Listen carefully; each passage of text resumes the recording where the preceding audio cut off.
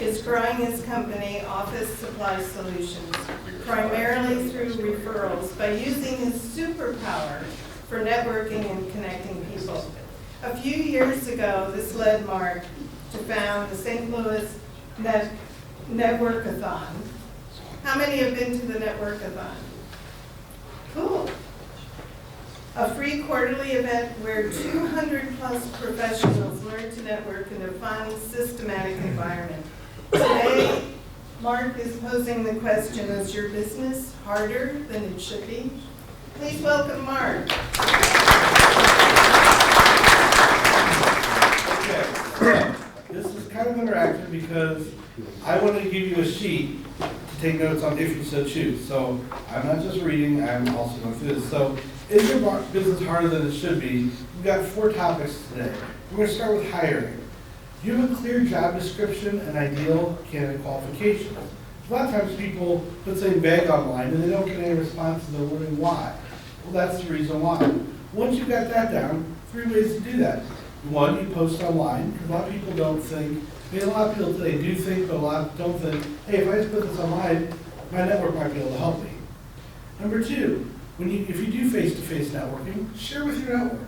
Let people know that you're hiring because they can't read your mind. Their cousin, their uncle, their neighbor might have just lost their job and be a perfect candidate.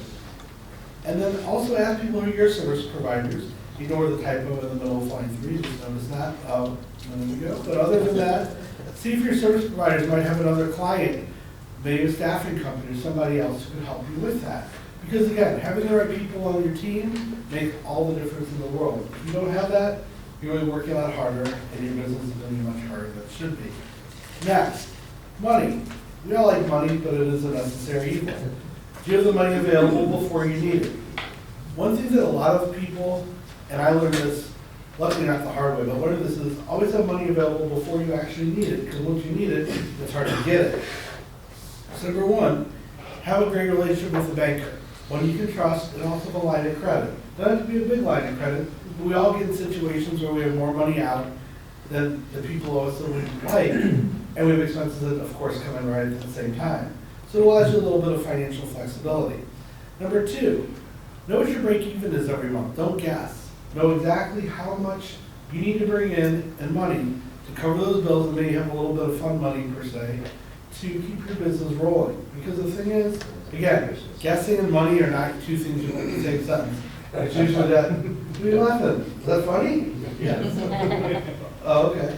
Well, I guess I tell jokes here too. Okay. But no, guessing and money usually do not go well together. Also, if you're in the product world, negotiate with your suppliers. If you're in the speaking world, negotiate with your venues. Say, I can bring you 3 quarterly events if you can reduce my room rate by X amount. Or throw in this and that. It's an easy way for speakers to make more money, or more profit, I should say, off of the event you're already doing. Because you know what, if you're bringing them ongoing business, they're going to be more willing to negotiate versus, I'd like to do 1 event this year versus, could I book 12 events this year? Could I book 20 events this year? That's less work they have to do and more consistent business walking in their door for people that get to see their venue that might use them for their event, which could be a trickle-on effect. So I also put their ideas so you can write ideas for each of the sections as well. The next one is marketing. Have a plan. Don't spray and pray. Yes. You know, everyone's laughing, but we've all done it. Let's be honest. Well, we haven't been good with jokes here. This is awesome. No, make sure you have a professional-looking website versus one your nephew did who's 12 years old. I know we all need to be conscious of dollars, but having a good website is the face of the world these days. It's what it is. It's not the 1950s. People are checking you out online whether you realize it or not. And if your website looks like you're a janky business that's not reliable, they're not going to go to you. Or would you go to a chiropractor who had someone with a hammer on the front of the site saying, I can fix your back? No? Or maybe even right around your stick figures on there saying, I'm a professional lawyer.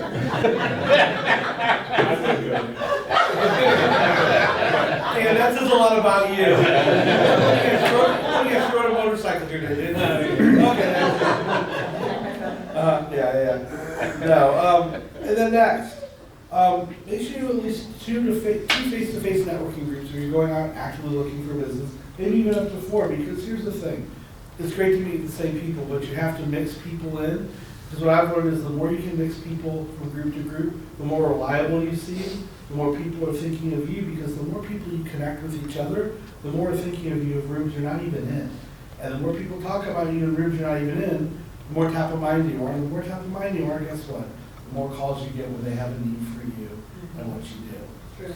The third thing is online. Pick the best platform. Look at the results and make sure you're not just donating money saying, ooh, Facebook sounds good this month, let's put $2,000 in Facebook ads.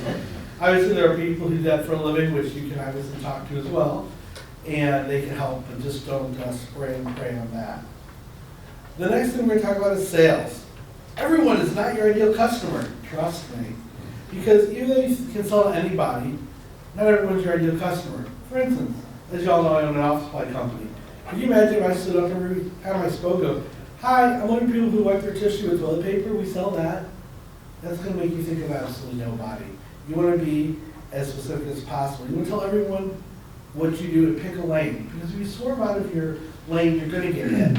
So in my business, we work with lawyers, CPAs, and car dealerships for networking purposes. Now, we work with a lot of other people, but if I say, oh, without anyone, nobody comes to mind. If I say lawyer, CPA, and car dealership, I bet you might know a lawyer. You might know a CPA. Tom Brimer is not here. And you might know a car dealership who you bought a car from most recently. That at least takes the world and makes it a little more specific for you. Next, make sure that you can describe what you do to a kindergarten student. It was very funny because I took one of my nieces when she was 11 to a business expo. It was hilarious because watching these people describe what they do for a living to an 11-year-old was comedy in the making. This insurance agent was talking about premiums and other things. The 11-year-old's looking at her, goes, okay, thank you. What do they do? I go, you pay them money every month, and if your house burns down, you get a new house. Oh, that makes sense. Or for the financial advisor, oh, we have stock, we have all these investments and mutual funds. So, okay. I said, I gave someone $500 about 12 years ago. The $500 is now $1,700. You got $1,200 for doing nothing? Exactly. That's why you invest your money. Guess what is an investment account? Brother and sisters.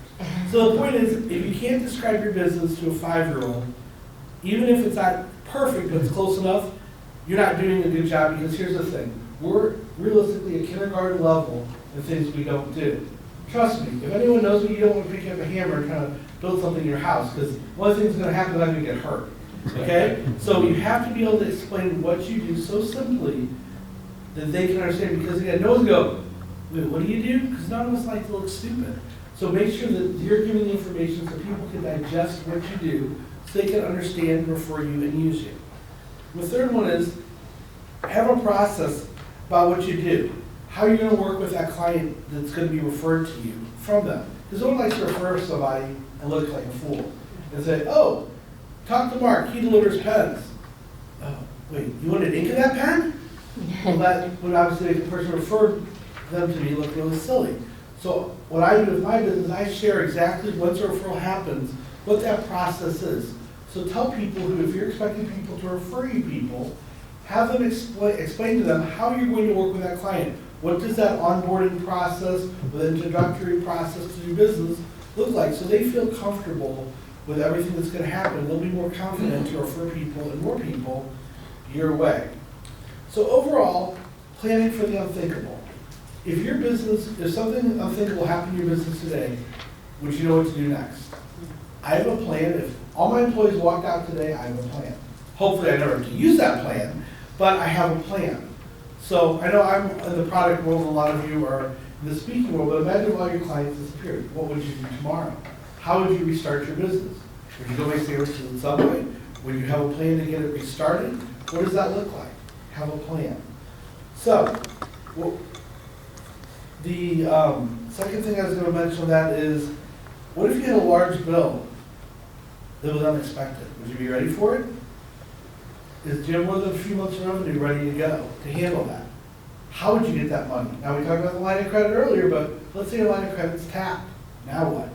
What are you going to do? Who do you know that could help you with that? Have a plan. And then Who can you talk about the good and bad of business? Is it a business friend? Is it a business coach? Is it a spouse? Maybe a friend from high school? But have a plan. So all those things, if you're planning for all those, can make business easier, not harder than it should be, because we all have unexpected things that happen. The last thing I'll share with you is this.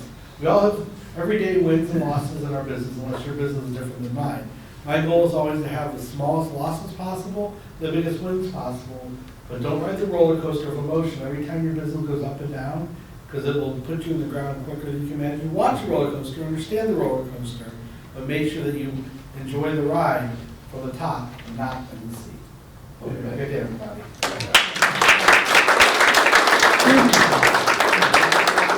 Are we all good? Any questions, thoughts, comments? A double thumbs up from Nikki? Hey. Hey. Okay, well, there you go. You have a little cheat sheet. Thank you, Mark.